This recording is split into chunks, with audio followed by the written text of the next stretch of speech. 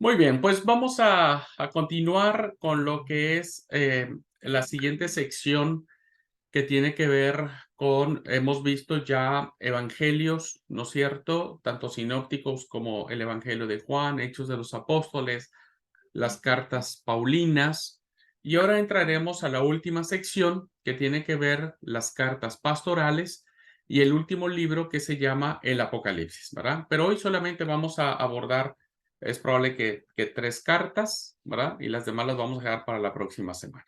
Voy a compartir la pantalla y vamos a entrar a ellas. Ay, bueno, ya en algún momento había platicado con ustedes qué significan las cartas católicas o las cartas universales. Ya en clases pasadas lo hemos diseñado. Así que ahora vamos a pasar a el estudio de estas. Bueno, la primera de ellas, siguiendo el orden de la lista que aparecen en nuestras Biblias, tiene que ver con una hermosa carta que pocas veces hemos leído, sinceramente. No nos hemos dado el tiempo de leerla en su totalidad, pero que es muy importante, pues la carta a los Hebreos, ¿verdad? Este, es una carta que evidentemente si nosotros no tenemos un conocimiento del Antiguo Testamento, pues nos va a complicar, ¿verdad? Nos va a complicar en su comprensión, nos va a complicar en por qué se refiere tanto a los aspectos del culto, del templo, de los sacrificios, pero es una carta bellísima, ¿verdad? Que va a reflejar en todos los sentidos la importancia del sacrificio de Cristo, ¿no? En un término cultual, en términos muy propios del templo, ¿verdad? Va a presentar a Cristo como el sacrificio único, el sacrificio perfecto, de la salvación, ¿verdad? Y que no debe haber otro más grande que el Señor. Muy bien. Vamos a decir algo de esta carta. Entre los años 80 y 90, ¿verdad? Se dice que más o menos en esta época se escribió la carta a los hebreos, un judeo cristiano que no sabemos quién es, no sabemos, ¿verdad? Hay eruditos que plantean muchas opciones o alternativas para identificar al autor. Durante muchos siglos, ¿verdad? Se identificó a Pablo como el autor de la carta a los hebreos. Pero en aras de la verdad, evidentemente, esta concepción no es tan así. Eh, pero la iglesia le dio el peso con una referencia a Pablo, pues como para que recuerden que uno de los requisitos era que las cartas o los libros estuvieran relacionados con un personaje importante. Bueno, es muy probable que esta carta se haya escrito en Roma, ¿verdad? En Roma. Es también una carta tratado y los temas que presenta aquí son el sacerdocio y sacrificio de Cristo, ¿verdad? Insisto, términos muy propios del Antiguo Testamento, todo lo que eran las funciones sacerdotales y los rituales de los sacrificios que se hacían. Ahora el autor los va a plantear en términos de Jesús. Se va a reinterpretar la obra y camino del Señor Jesucristo como el Cordero inmolado. Jesucristo aparece en la carta a los Hebreos, muy importante, queridos alumnos, sin genealogía, ¿verdad? Sin genealogía, porque esta carta a los Hebreos, un segundo, hermanos, un segundo que tengo que conectar. He puesto los datos en mi celular y me olvidé conectarlo y se está apagando la pila.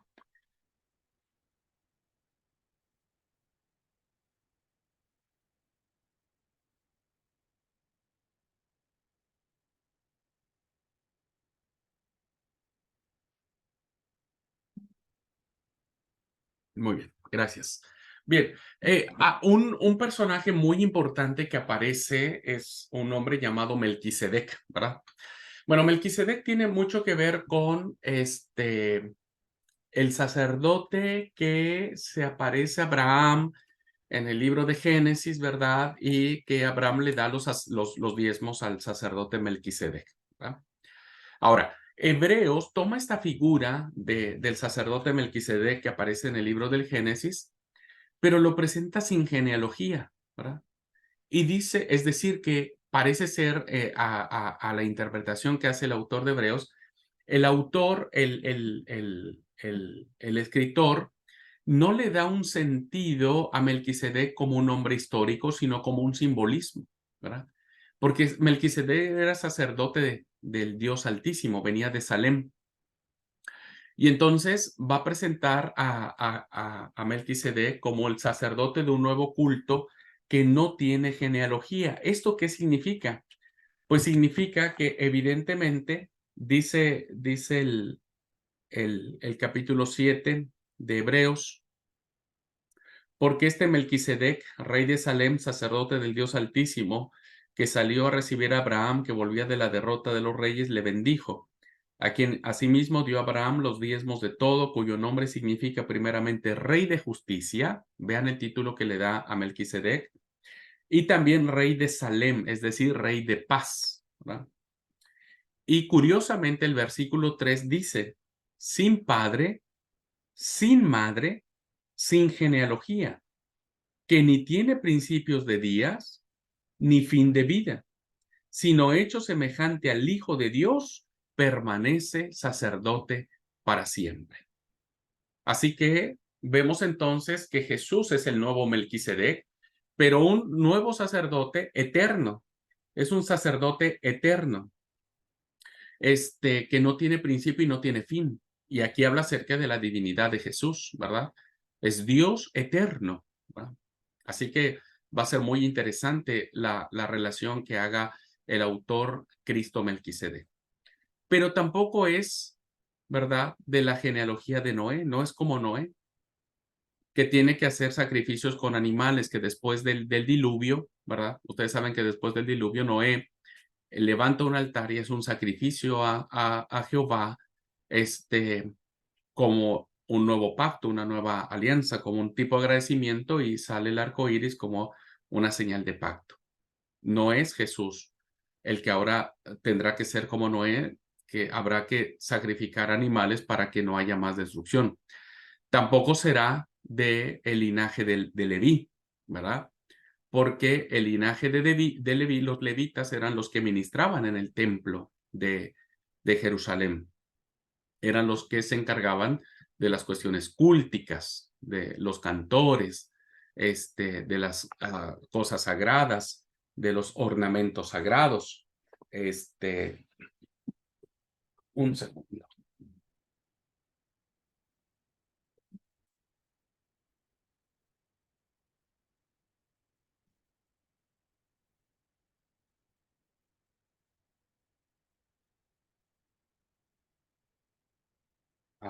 Perdón, hermanos, perdón, un segundo, si no se va a apagar mis datos.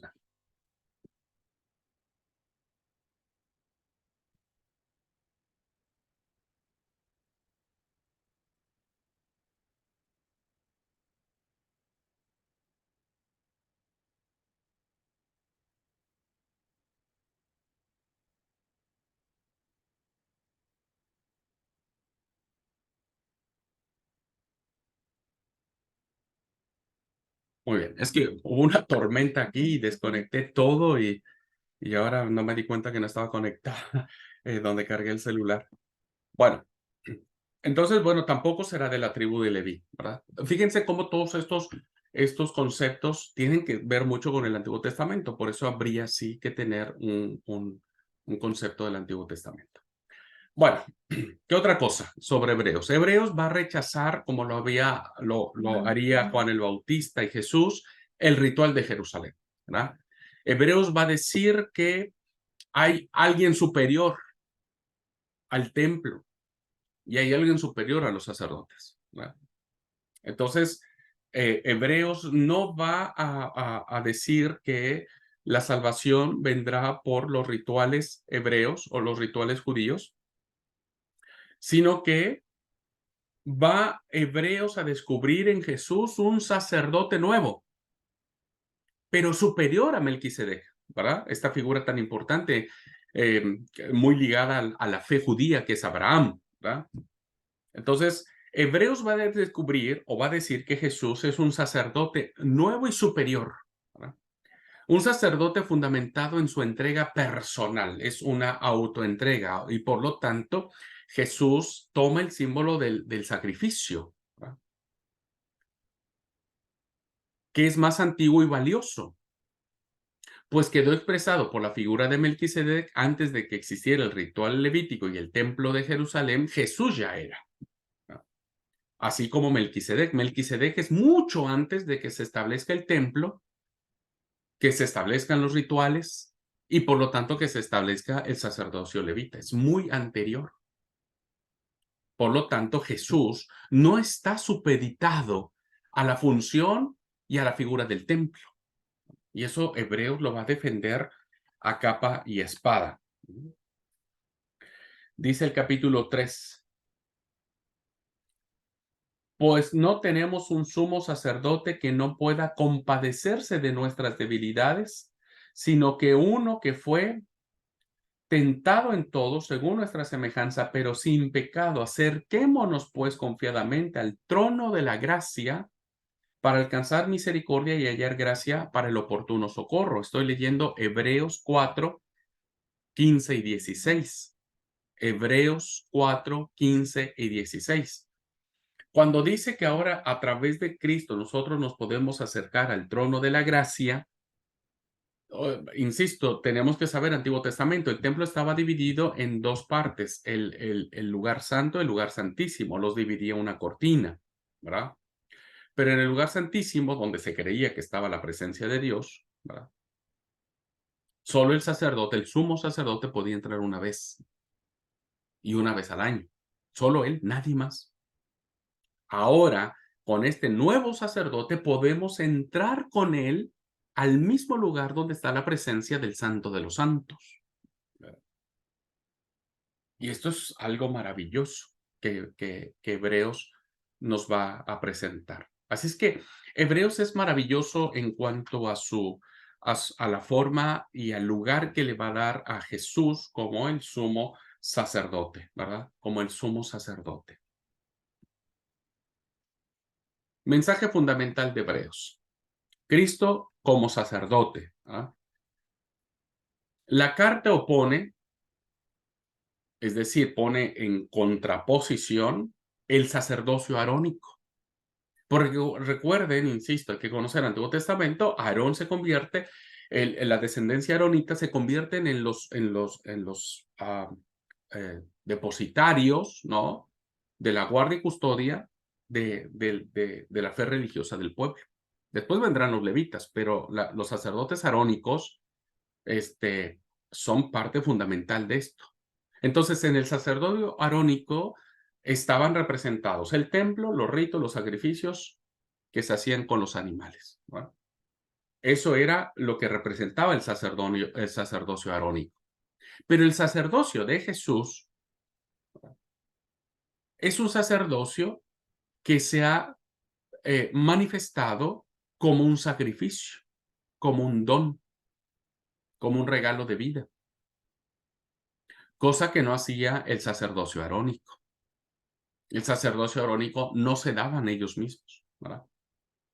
Pero el sacerdocio de Jesús, el sacerdote, el sumo sacerdote de Jesús, se da a sí mismo como una entrega gozosa a la humanidad. Por lo tanto, Jesucristo es el sacerdote universal. Ya no necesitamos más sacerdotes ahora, en concepciones del templo judío. De tal forma que en su camino quedan integrados todos los creyentes, que aparecen así como sacerdotes, portadores de la ofrenda de vida. Ahora todos podemos entrar en una función sacerdotal al lugar santísimo por el sacrificio del sumo sacerdote. Jesús es el sacerdote único porque siendo hijo de Dios ha expresado humanamente la riqueza y plenitud del ser divino al encarnarse y dar la vida en amor hacia los otros.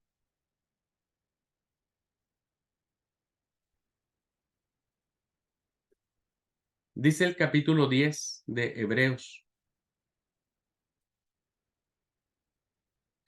Tendríamos que leer todo, pero el versículo 7 del capítulo 10, ¿verdad?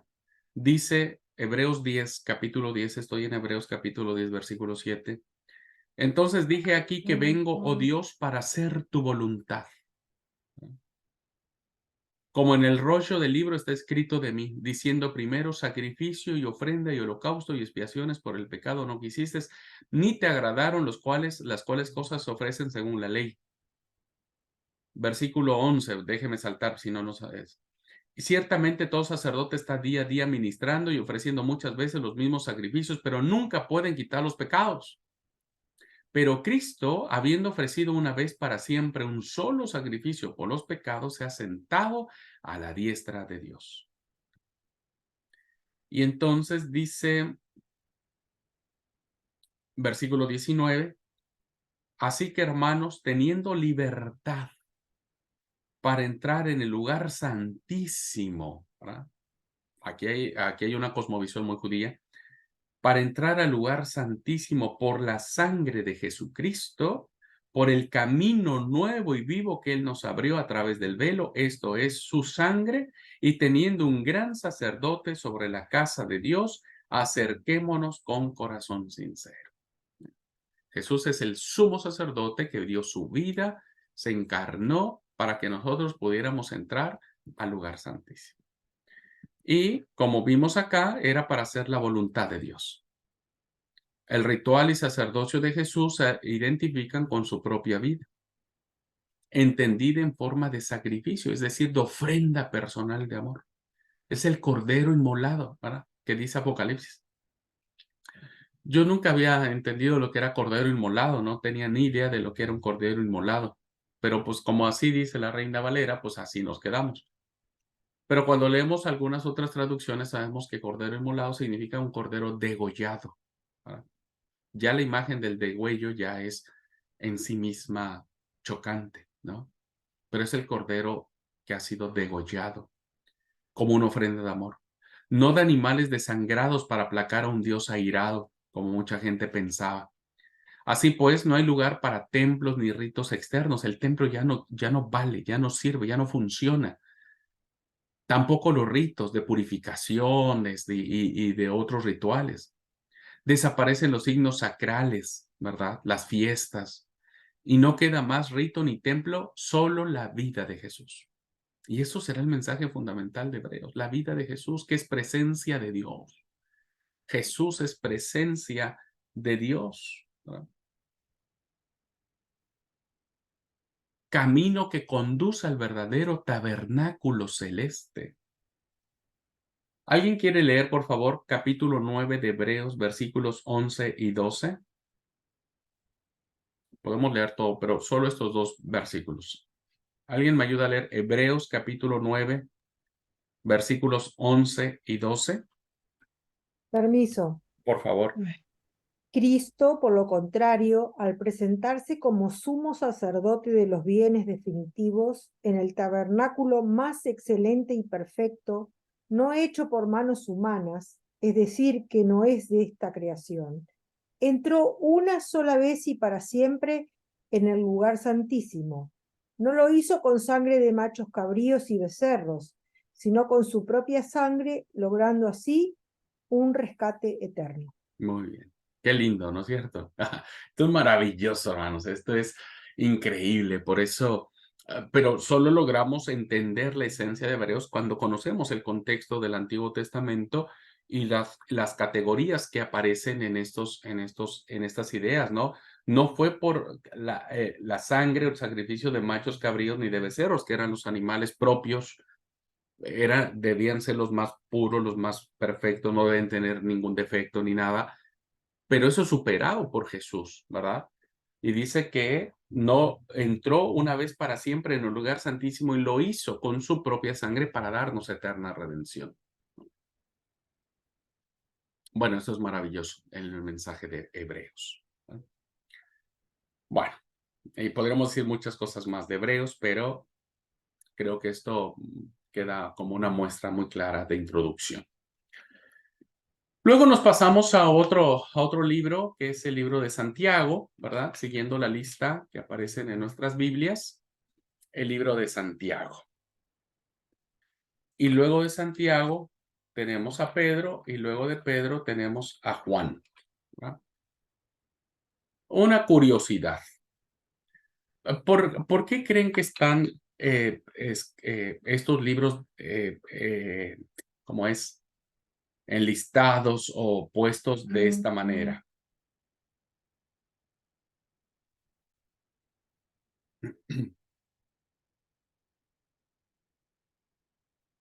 ¿Por qué creen? ¿Vieron que primero está Santiago, luego está Pedro y luego está Juan? ¿Se han preguntado por qué? Tal vez ni siquiera nos habríamos percatado de eso, ¿no es cierto? Decimos, bueno, sí, qué sé yo. Ahí, Santiago. ¿Alguien tiene alguna idea, hermanas? ¿Por qué están en No, ese orden? no, la verdad no. Bueno, ¿quieren leer, por favor? ¿Alguien quiere leer lo que dice Gálatas? A ver, aquí hay una respuesta. Por el tiempo en que fueron escritos, dice Marita, y no tanto por eso, no es por las fechas de composición. Hay otra razón fundamental que está en Gálatas capítulo 2. ¿Alguien quiere leer Gálatas 2, versículo 9?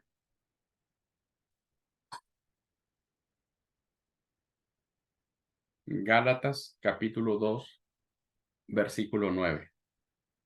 Amén. Por favor. Y reconociendo la gracia que me había sido dada, Jacob, Cefas y Juan, que eran considerados como columnas, nos dieron a mí y a Bernabé la diestra en señal de compañerismo, para que nosotros fuésemos a los gentiles y a ellos la circuncisión. Ah, Entonces, sí, es Gálatas, ¿verdad? sí, sí, Gálatas, sí, perfecto. Sí. ¿Quiénes eran las columnas de la iglesia? Los líderes principales. Sí, Los Jacobo, Cefas y discípulos. Juan. Sí, sí, pero ahí están los nombres, ¿no es cierto? Jacobo, Cefas y Juan. Bueno, ¿quién era Jacobo? Santiago, que esa es la Santiago, definición sí. de Santiago, es Jacobo. Jacobo, sí. Cefas, Pedro Pedro, y sí. Juan. Sí. Ellos eran las columnas de la iglesia y en honor a este orden que se daba de importancia es cómo se acomodan estos libros. Por eso está primero Santiago, luego Pedro y luego Juan. Esa es la razón por las cuales están estos libros acomodados en este orden. Bueno,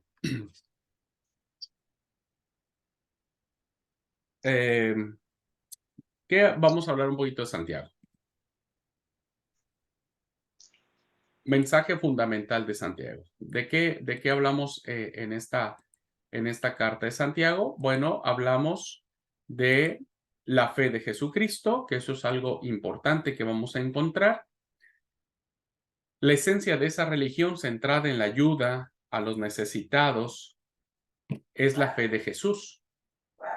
Por eso Santiago capítulo 2, versículo 1 dice, hermanos, que vuestra fe en nuestro glorioso Señor Jesucristo sea sin acepción de personas. Este es un mensaje que va muy dirigido a ciertos grupos de personas en profunda necesidad. Por eso dice Santiago, hermanos míos, tened la fe de nuestro Señor Jesucristo, que no hacía acepción de personas. No se trata de creer que Cristo es el Kyrios o el Señor, como dijo Pablo en la primera carta de 12:3. O sea, no solamente es confesar a Jesucristo como Kyrios, sino tener la misma fe de nuestro Señor, de nuestro Kyrios. ¿Verdad? Es decir, muchos decían, sí, yo confieso a Jesucristo como Señor, pero no se trata solo de confesar la divinidad de Jesús, sino hacer lo que el Kyrios hacía. Y esto lo encontramos en el Evangelio, en el libro de Santiago, ¿verdad? El Kyrios Jesús fue ante todo un creyente, un hombre de fe en Dios, un hombre que hizo la obra de Dios, un hombre que expresó su fe en las obras Y lo hizo sin acepción de personas. Al expresarse así, la carta de Santiago se sitúa dentro del judaísmo más intenso y existencial, interpretando al Mesías Jesucristo como aquel que abre para sus seguidores un camino de fe plena. La fe es acción. Ahora, Santiago es el hermano de Jesús, ¿eh? Santiago es el hermano de Jesús, el hermano carnal de Jesús. Y entonces esta carta, ¿verdad? Va a presentar a Jesús en su papel mesiánico, en su papel divino, en su papel de Dios, pero lo va a hacer en función de el actuar. Y le va a pedir a sus seguidores que sea una fe en acción. Por eso la carta a Santiago va a hablar mucho de que a veces la lengua lastima a las personas, que a veces hacer acepción de personas con los ricos, con los que van bien vestidos o los que tienen anillos, siempre los cobijamos, les damos los primeros asientos, ¿verdad? Y al que es pobre le dice, anda y sentate allá donde puedas, pero vete para allá. Eso no lo hizo Jesús. Y por lo tanto, esta es una carta, hermanos, perdón, muy preciosa, hermanos y hermanas, muy preciosa porque está situada en la fe de Jesús, ¿verdad? En la fe del Hijo de Dios. Y esto representa básicamente, pues, el hecho de considerar a Jesús como un Dios que invita a sus seguidores a practicar, a hacer la fe, a vivir, ¿verdad? Tiene que actuar como él actuaba, ¿verdad? Y Jesús creyó en Dios, era Dios mismo, y actuó en función de esto mismo, ¿verdad? Bueno. Y voy a dejar para después las cartas de Pedro, porque Judas, queridos alumnos, esta cartita chiquitita tiene mucha relación con Santiago, ¿verdad? No se sabe si Judas le copió a Santiago o Santiago le copió a Judas, pero tienen muchas cosas en común. Más que eso, y con esta pequeña cartita terminamos la clase, la carta a Judas o de Judas, ¿verdad? De Judas más bien, va a tener un fuerte sentido de lucha contra la gnosis o los gnósticos, como ya les había dicho. La carta de Judas, retomada después incluso por la segunda carta de Pedro, tiene quizás en sí poco valor, porque no se desarrolla mucho, pero sirve para precisar la vinculación entre diversas tradiciones del Nuevo Testamento. En un momento en que las iglesias quieren poner de relieve la unidad de las diversas tradiciones de lo que será el Nuevo Testamento, en una línea de lucha contra la gnosis. Cuando nosotros leemos esta pequeña cartita que aparece de Judas, uno de las grandes luchas que se tiene es contra las falsas doctrinas y los falsos maestros. Y que evidentemente se habían infiltrado a las comunidades cristianas, a todas las comunidades cristianas. Entonces Judas como que resume este hecho de la lucha, ¿verdad? Que debe darse contra las personas que están infiltrando estas ideas paganas. Estará basado en estas tradiciones. Como dije, Judas se funde en Santiago, ¿verdad? Hay muchas de las cosas que aparecen en Judas que están en Santiago, en quien se apoya y quien mira como autoridad. Por eso dice el primer versículo, Judas, siervo de Jesucristo y hermano de Jacobo, a los llamados santificados de Dios, etc. Es decir, toma a Jacobo o a Santiago como autoridad. La tradición de Santiago aparece no solo en su carta, ¿verdad?, sino en otros textos dentro del gran abanico eclesial, por eso se le llaman cartas católicas. Mantiene también contactos con la tradición de Pedro, que vamos a ver cómo en su momento, cuando veamos cartas católicas, vamos a ver cómo Judas también tiene mucha influencia de Pedro, la segunda carta, no la primera, la segunda, tiene mucha influencia de la segunda carta de Pedro hacia Judas, o Judas tiene mucha influencia para la segunda carta de Pedro. que se apoyará en esa carta para ofrecer su testimonio y su crítica contra los elementos heterodoxos de su iglesia. También puede relacionarse con Pablo, quien en la segunda carta de Pedro citará, ¿verdad? Y dirá que los escritos de Pablo son muy buenos y muy útiles para entender. Así que en el caso de Judas, será un tono muy fuerte contra los falsos maestros. Bueno, tendríamos que desarrollar todos los temas que aparecen en esta cartita, pero no es el caso. Solamente quiero decir que Judas, la importancia que tiene Judas es que va a insistir en la lucha contra los gnósticos y va a hacer de base o de eco, repito otra vez, va a servir de base o para Santiago o para la segunda carta de Pedro, o va a servir de eco, es decir, que va a tomar los pensamientos de Santiago, va a tomar los pensamientos de la segunda carta de Pedro y los va a plantear en esta cartita que tiene muchas cosas interesantes por resolver, ¿no es cierto? Es muy chiquitita, pero la verdad que a veces las cartas que son más chiquititas, más problemas nos dan para entender. ¿Ok? Muy bien. Bueno, y hasta aquí, queridos alumnos, hemos hecho este avance de estas cartas como ideas generales de lo que más o menos plantean a términos muy por encima, ¿verdad? Pero que al menos ya tenemos un contacto, o sea, tenemos algo, ya nos acercamos un poquitito a esta literatura que, insisto, a veces nos alejamos de ella por muchas circunstancias, por muchas razones, porque o no las entendemos o porque las tomamos de maneras aisladas, ¿verdad? Pero necesitamos entenderlas siempre en su conjunto, ¿verdad? Así que bueno, pues hasta aquí la clase. No sé si hay alguna pregunta, algún comentario. Con todo gusto puedo compartirles alguna idea.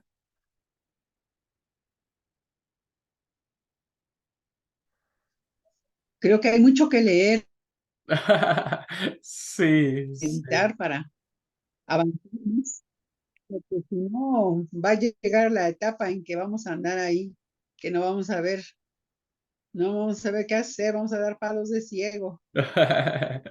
Sí, pero quédense tranquilas, no se presionen para decir, "Y yo no entendí nada y fuimos muy rápido". Recuerden, estamos solamente viendo muy por encima algunos de los temas más importantes. Evidentemente hay muchos más temas, o sea, no es lo único que vimos en las diapositivas, lo único que tratan las cartas. Hay muchos más temas al respecto, pero evidentemente, eh, a manera de introducción o de un pequeño acercamiento a esta literatura, nos abre los ojos o la curiosidad de seguir indagando en estas cartas, pero vamos a tener también una cursada, toda una materia para estudiar a fondo estas cartas, analizar con detenimiento sus temas y profundizarlos mucho más. Por eso le digo, no se sientan ni presionados ni presionadas por esta situación.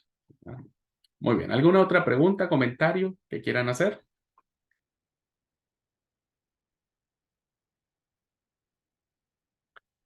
Bueno, si no es así, pues nos vemos Dios mediante el lunes, hermanos. Yo creo que el lunes ya terminamos nuestra cursada. Ya solamente nos falta ver las cartas de Juan, de Pedro y el Apocalipsis. Así que bueno, Dios mediante el próximo lunes terminamos y ahí estaríamos largando el tercer examen parcial. Tenemos 3 exámenes, ¿verdad? 3 exámenes. Y bueno, tendríamos mucho tiempo como para contestarlo y demás. ¿Ok? Había otra tarea que tenía que darles en la materia, pero voy a dejarlo ahí, voy a dejar solamente en estos 3 exámenes parciales y con eso promediamos la calificación final. ¿Ok? Bueno, pues de eso Muchas felicidades. La felicitación es para nosotros, ¿verdad? Sí, felicidades a ustedes que van a aprobar esta materia con 10. Eso me da mucho gusto. Eso significa que tengo muy buenos alumnos y alumnas. Dios te oiga. Dios les bendiga. Linda noche para todos. Nos vemos pronto.